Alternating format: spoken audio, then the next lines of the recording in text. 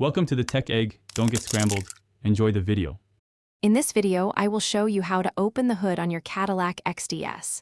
First, you'll need to locate the primary hood release lever inside your vehicle. This lever is usually found on the driver's side, often on the lower left side of the instrument panel or near the foot pedals. Give it a firm pull. You should hear a distinct click as the hood partially unlatches. Once the primary latch is released, walk to the front of your Cadillac XTS.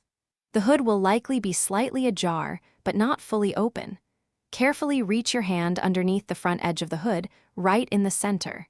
You'll be feeling for a small, secondary safety latch. This mechanism is designed to prevent the hood from flying open unexpectedly. With your hand under the hood, locate that secondary safety latch.